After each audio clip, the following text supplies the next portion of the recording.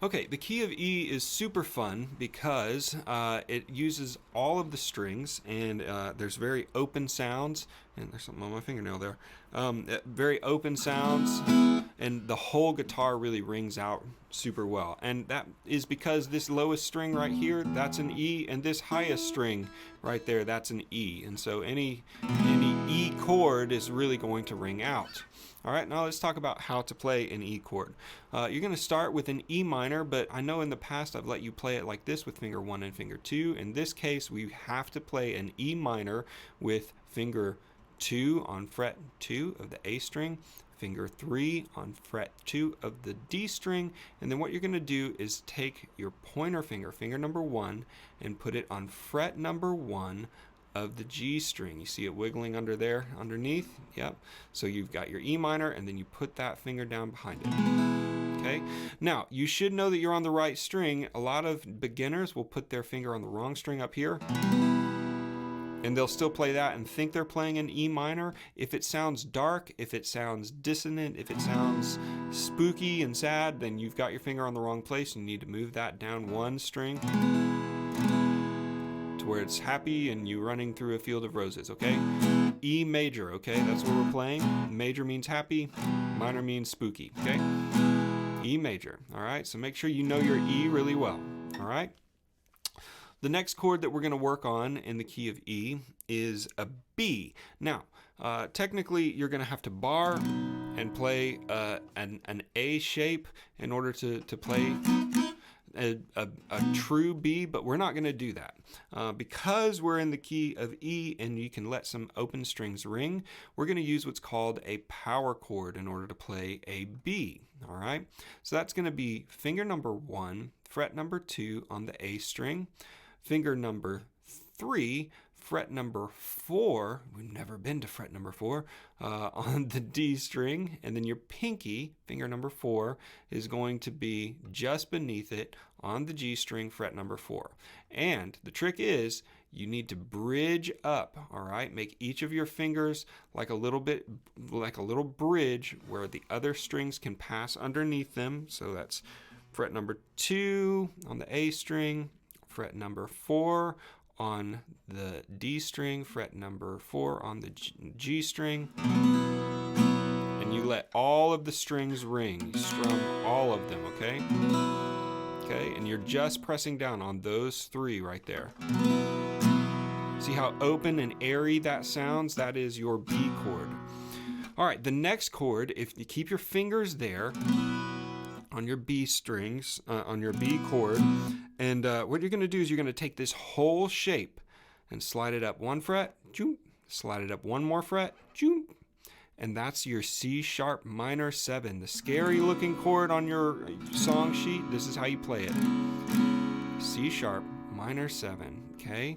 Now, let's talk about what it is. It is finger number 1 on the 4th fret of the A string, finger number 3 on the 6th fret of the D string, and finger number 4 on the 6th fret of the G string there. Again, you bridge up and you let everything ring out. C sharp minor, okay? Now, you'll notice that on this song there are 2 more chords, or 3 more chords technically. There's an E sus in there, there's an A, there is a E over G sharp. So we need to go through each of those. Now, typically, your A major, you would play it like this, okay? So that is your finger number 3 on 2nd fret of the B string, finger number 2 on the 2nd fret of the G string, finger number 1 on the 2nd fret of the D string. So everything on the same fret, it's this one, and this one. You press all 3 of those down and you get an A. Now, the cool thing about the key of E is, what did I say at the beginning? We want a lot of strings open, right? And that is also the case for an A chord, all right? So what you can do is, if you play your typical A chord and then you lift up on your ring finger, finger number 3, we get kind of the same sound, but it sounds more open. This is an A5 chord, and it sounds really beautiful when you're playing in this key. Now, pro tip for this: if you are playing your B and you're playing your C sharp, Sorry, I'm looking at myself mirrored in the camera here, so. And then you lift up this finger and slide these two back all the way to where the A is supposed to go on the 2nd fret. That is your A5. And so you can very quickly see how your ring finger is going to stay on this D string the whole time. Now watch.